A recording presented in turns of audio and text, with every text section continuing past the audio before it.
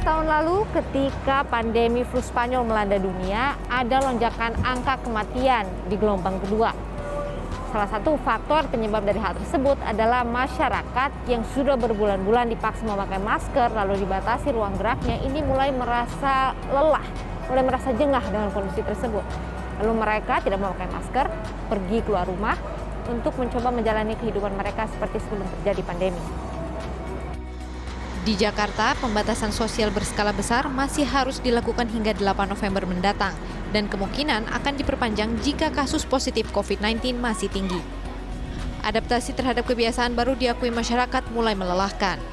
Capek sih terus terang aja Mbak, karena kita harus di rumah terus, apalagi saya punya anak kecil kan, bosen, takutnya anak saya stres juga.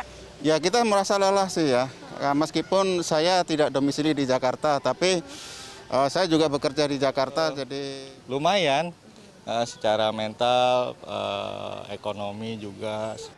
Kelelahan secara mental dan fisik selama pandemi itulah yang disebut dengan quarantine fatigue. Dampaknya secara nyata adalah menurunnya kedisiplinan masyarakat. Berdasarkan pengamatan perilaku 3M yang dilakukan UNICEF di DKI Jakarta pada periode 12 Oktober 2020 hingga 24 Oktober 2020 menunjukkan sempat terjadi penurunan tren kepatuhan pada perilaku memakai masker dari 75% menjadi 71%. Hasil lain, kepatuhan menjaga jarak dari 75% menjadi 73%. Menurut epidemiolog, menurunnya tingkat disiplin dari masyarakat bisa menimbulkan ledakan kasus positif. Batasan yang setengah-setengah.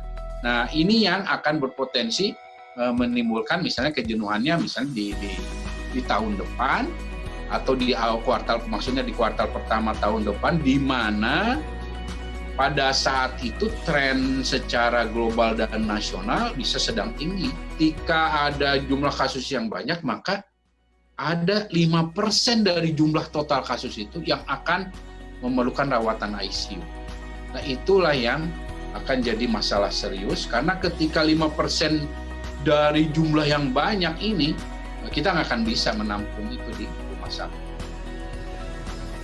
Secara psikologis, jika quarantine fatigue tidak ditangani dengan baik, bisa berubah menjadi gangguan mental yang serius, seperti kecemasan berlebih, juga depresi. Ada beberapa cara untuk mengatasinya. Lakukan yang namanya self-care. Pastikan kita melakukan pola hidup sehat yang baik. Lakukan diet media sosial, ambil jarak dulu sejenak dengan berita-berita tadi yang terlalu berlebihan. Datanglah kepada profesional kesehatan jiwa untuk mendapatkan bantuan. Bercerita dengan teman-teman, saudara, orang-orang yang kita percaya juga akan sangat membantu kita menjadi punya ventilasi agar pikiran perasaan berat tadi menjadi lebih ringan. Pikiran maupun perasaan negatif ini adalah hal yang manusiawi, tetapi jangan sampai ini justru menguasai diri kita. Kita harus bisa berdamai dengan realita.